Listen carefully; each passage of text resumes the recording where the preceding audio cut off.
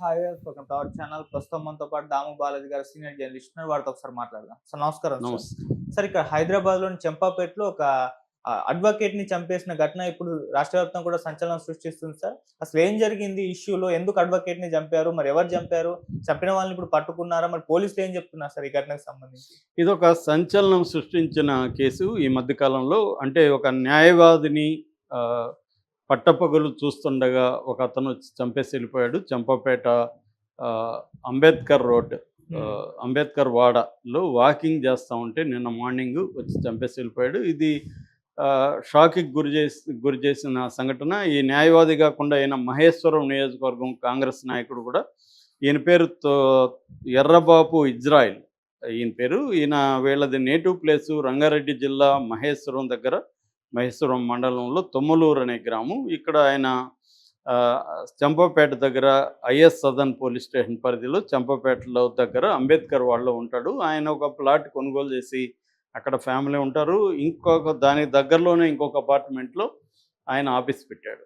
So ఈ చంపింది ఎవరు, ఎందుకు చంపాడు అనేది చూసినప్పుడు ఇదొక విచిత్రమైన స్టోరీ అనమాట. అంటే ఊహించలేని కథగా మనం చెప్పుకోవచ్చు. సో ఏ రైటర్ కూడా ఇలాంటి కథను ఊహించలేడు. అదేంటంటే వీళ్ళ ఆఫీసు పెట్టిన చోట వాచ్మెన్ ఫ్యామిలీ ఉంటుంది. వాచ్మెన్ భార్య యంగ్గా ఉంటుంది.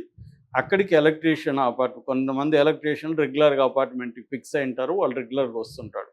ఇలాగా ఒక దస్తగిరి అని ఒక 50 ఏళ్ల ఎలక్ట్రీషియన్. ఇతనికేమో చనిపోయిన అడ్వకేట్కి 55 ఏళ్ళు.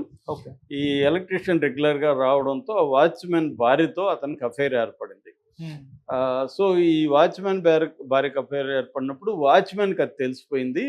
ఈ దస్తగిరితో గొడవపడ్డం, భార్యతో గొడవపడ్డం మొదలుపెట్టాడు. ఇది అపార్ట్మెంట్ వాసులకి అందరికి కూడా తెలిసిపోయింది. వీళ్ళు తాగేసి వచ్చి గొడవలు పడ్డం ఇవన్నీ ఓపెన్ అయినాయి. దాంతో ఏమైందంటే అపార్ట్మెంట్ వాళ్ళు లాయర్ని, ఈయన అడ్వకేట్ కాబట్టి ఈయన ఇన్వాల్వ్ అవ్వమని కొద్దిగా దీంట్లో చేశారు. సో ఈయన ఇన్వాల్వ్ అయ్యి ఆ దస్తగిరి చెప్పాడు, నువ్వు కొంత తప్పుకో, లేదంటే వీళ్ళకి గొడవలు ఎక్కువ అవుతాయి, నువ్వు రావద్దు, అది ఇది అని చెప్తే దస్తగిరి వస్తూనే ఉన్నాడు. దాంతో ఇతను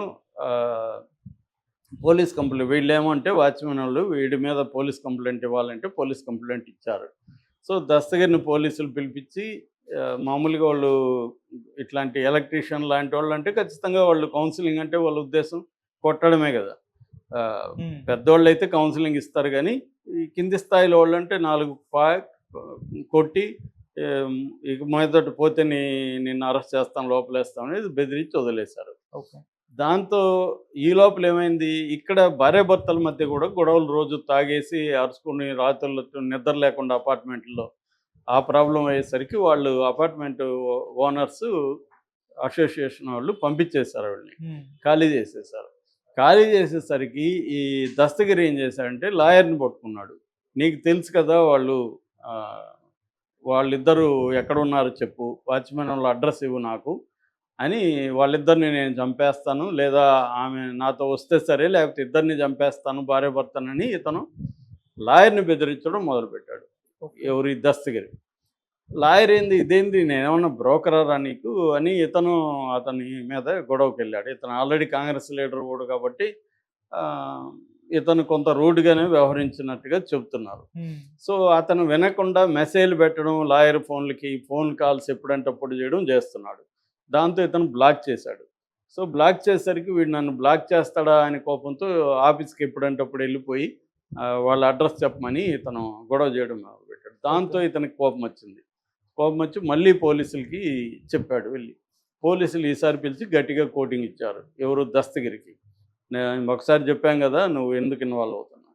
సో బయటకు వచ్చాడు దస్తగిరి, దెబ్బలు తిని బయటకు వచ్చాడు. ఇప్పుడు దస్తగిరికి పాయింట్ ఆఫ్ వ్యూ ఏమంటే, ఈ లాయర్ కానీ లేకపోతే అసలు ఈ గొడవ అయ్యేది కాదు, హాయిగా నేను అమ్మాయితో ఎంజాయ్ చేస్తున్న వాడిని, సో ఇతని వల్లే ఇదైంది అన్న ఒక కోపాన్ని, రివెంజ్ని పెంచుకున్నాడు ఇతను.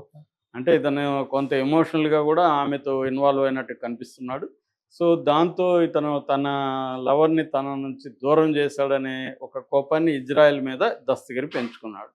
సో దాంతో ఏం చేశాడంటే, తను ఇతని మీద రెక్కీ చేశాడు.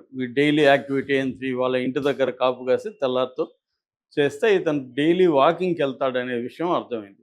సో అలాగా కొద్ది రోజులు రెక్కీ చేసి వాకింగ్లో ఎవరెవరు ఉంటారు, ఇతను ఒక్కడే వెళ్తాడా ఏంటి, ఇవన్నీ చూసుకొని ఎక్కడ చంపితే స్పాట్ బాగుంటుంది ఇతన్ని, మనం ఎస్కేప్ అవడానికి ఏంటి, ఇవన్నీ జాగ్రత్తగా అతను అబ్జర్వ్ చేసి ప్లాన్ చేసుకొని ఒక కత్తి కొనుక్కొని, సో నిన్న అర్లీ మార్నింగ్ ఇతను వాకింగ్కి వెళ్ళి ఉంటే సడన్గా వచ్చి చంపేశాడు.